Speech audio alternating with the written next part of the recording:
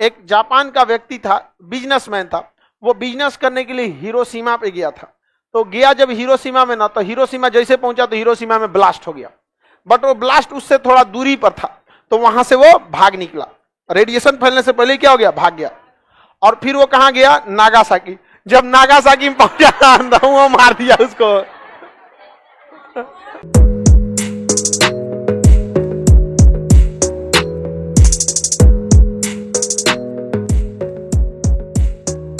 आप कहेंगे ओ दे परमाणु बम फूट लो,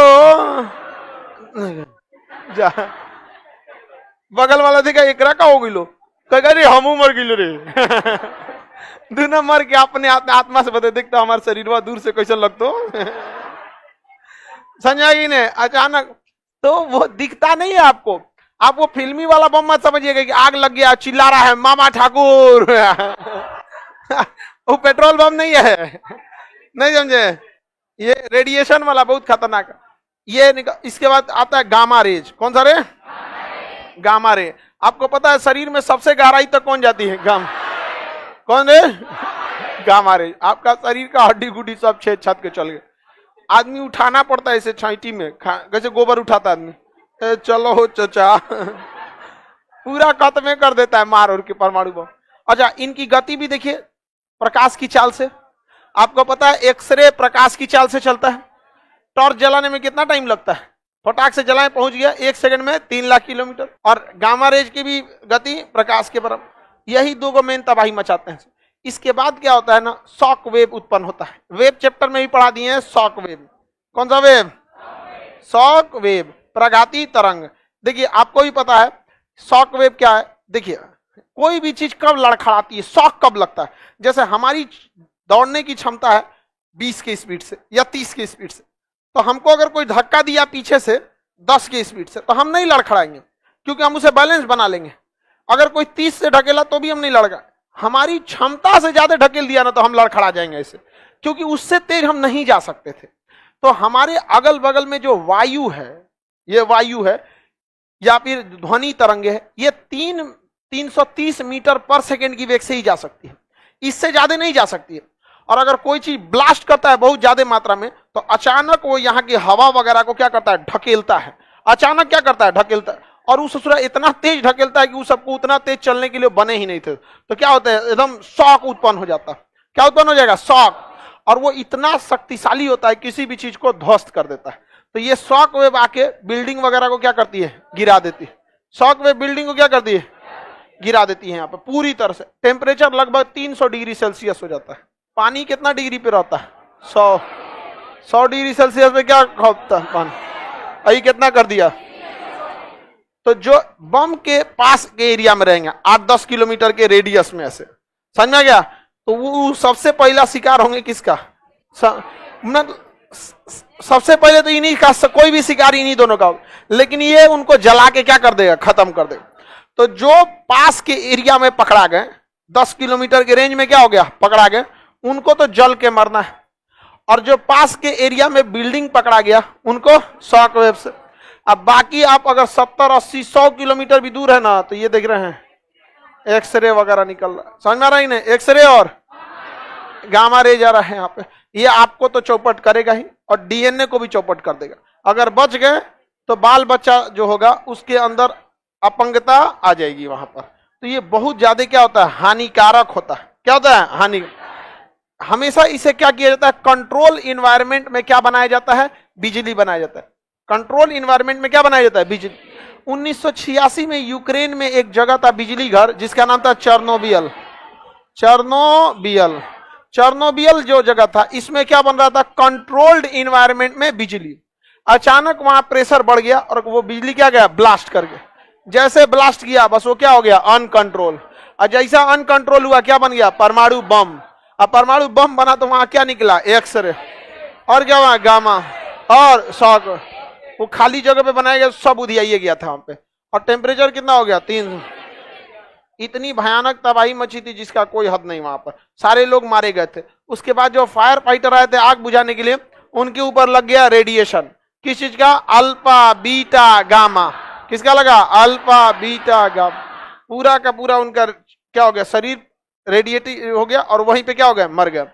जो हेलीकॉप्टर था ना, हेलीकॉप्टर के चारों ओर क्या आ गया था, रेडिएशन। अल्फा बीटा गामा दिखते नहीं, जैसे कोरोना दिखता है। अब हमारे हाथ पे कोरोना रहेगा, दिखेगा? अब हाथ पे कोरोना दिखबे नहीं करेगा, किसी को छू देंगे तो ऊपर हो जाएगा कोरोना। वैसे ही रेडिएशन भी दिखता नहीं है, और लेकिन वो रेडिएटिव हो जाता है। तो बाद में क्या किया गया, उस एरिया में जितना ट्रक, गाड़ी, जहाज, हेलीकॉप्टर, पत्रकार, कैमरा सहित पत्रकार को दफना दिया गया। अंदर खचा खचा खींचते रहो। हाँ, जिंदा कैसे रे बकलो, इतना बड़का, अरे काला खांसी कह रहा है कि जिंदा दफनाया गया था। बताओ, इतना भयानक हमला के बाद कहने कौन बचेगा? तेल चट्टा बच जाएगा सब। कॉकरोच, कॉकरोच की बाहरी त्वचा काइटिन की बनी होती है, काइटिन पर इस रेडिएशन का कोई असर नहीं पड़ता। वो सोच रहा क्या हो जाएगा, बच जाएगा। समझ रहा है कि नहीं रहा, बच जाएगा। वहां पर आपके एरिया में जब कभी भी परमाणु विस्फोट हो जाए कभी, तो आप देखिए, अगर आपके अगले बगले में हो गया 10 किलोमीटर के रेडियस में, तो चुपचाप आप जाएंगे, आपको कोई बचा नहीं सकता। लेकिन ऐसा खबर लगा कि नहीं भाई इस जगह पे ब्लास्ट किया गया है, तो आप खबर लगते ही तुरंत आप अपने जगह पे अंडरग्राउंड होना चालू कीजिए, तुरंत का तुरंत। यहां पर ऐसे जगह पे जाइए जहां पर हवा वगैरह बहुत ही कम आए, और अपने जितना घर द्वार का विंडो, शीशा, खिड़की सब बंद कीजिए। बेसमेंट में घुसिए, रजाई गद्दा बहुत ज्यादा लगा लीजिए ताकि हवा कम आए, क्योंकि सबसे बड़ा दिक्कत क्या होता है, रेडिएशन। समझ में आ गया कि नहीं, रेडिएशन। और इंतजार कीजिए कि कोई बचाने वाला आए, नसीब अच्छा रहेगा तो कोई बचाने वाला आएगा, आपको मास्क पहनाएगा रेडिएशन से बचने वाला, फिर बचा के ले जाएगा। ऐसा हुआ है एक बार, एक जापान का व्यक्ति था, बिजनेसमैन था, वो बिजनेस करने के लिए हिरोशिमा पे गया था। तो गया जब हिरोशिमा में ना, तो हिरोशिमा जैसे पहुंचा तो हिरोशिमा में ब्लास्ट हो गया, बट वो ब्लास्ट उससे थोड़ा दूरी पर था, तो वहां से वो भाग निकला। रेडिएशन फैलने से पहले क्या हो गया, भाग गया। और फिर वो कहां गया, नागासाकी।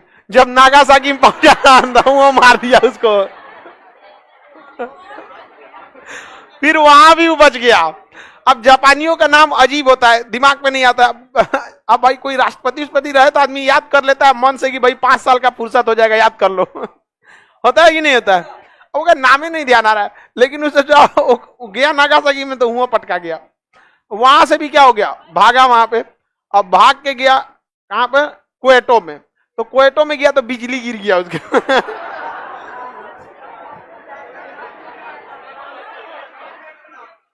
और फिर उसमें भी ससुरा बच गया वो। फिर वो मरा था अपनी मौत से। इसको कहा जाता है नसीब। समझ में आ गया कि नहीं आएगा? कभी कभी यमराज भी छुट्टी पे रहते हैं। बताइए, ऐसा ऐसा तो नसीब होता है। अब बताइए, हमारे यहाँ के साइरस मिस्त्री साहब, टाटा के जो टाटा सन्स के सीईओ थे, वो रोड एक्सीडेंट में उनकी क्या हो गई, डेथ। हालांकि जो उन्होंने गलती किया वो अमूमन 99% लोग गलती करते हैं। सीट बेल्ट बट आगे के लोग पहनते हैं, और इवन जो पुलिस भी चालान काटती है ना, तो सीट बेल्ट बस आगे वालों का काटती है, पीछे वालों का नहीं है। सीट बेल्ट होता क्या है, सीट बेल्ट बहुत जरूरी होता है। वो आपकी गति को ना अचानक रोक लेता है, वरना गाड़ी आ रही है 100 की स्पीड में, टकराएगी तो अचानक 0 हो जाएगा, आप चल जाएंगे आगे। अब वो पता चला सीट जो है आगे, उस पर 100 की स्पीड से छाती लड़ जाएगा, सब किडनी, हार्ट, गुर्दा, फेफड़ा सब पचक जाएगा, इसे अंदर है जा। भाई आप खुद से सोचिए ना, आप 50 की स्पीड में दौड़ के दीवार से ऐसे टकराइए तो देखिए क्या हो रहा है। तो सीट बेल्ट जो होता है ना, सीट बेल्ट ये आगे आने नहीं देता। सीट बेल्ट की खासियत आराम से खींचिएगा तो खिंचाएगा, और जहां जबरदस्ती करेंगे नहीं खिंचाएगा। आपको सीट बेल्ट पढ़ा दिए हैं, फिजिक्स में पढ़ा दिए हैं। आगे बढ़े, किसी को कोई दिक्कत नहीं ना। देखिए, रेडिएशन का मतलब होता है प्रकाश। रेडिएशन का मतलब प्रकाश, ये भी तो प्रकाश है, इसे हम देख सकते हैं। मोबाइल से निकलने वाले रेडिएशन को हम देख नहीं सकते हैं, लेकिन इससे भी निकलता है। ये वो रेडिएशन है जो हमारी क्षमता के अंदर है, हम इसे कोई दिक्कत नहीं होता। लेकिन यूरेनियम से नहीं। यूरेनियम को येलो केक कहा जाता है, यह दुनिया का सबसे महंगा पदार्थ है। समझ में आ गया कि नहीं आएगा? अब लड़की सब इसका झुमका पहना के नहीं पहनना, काने भड़क जाएगा एक ओर से।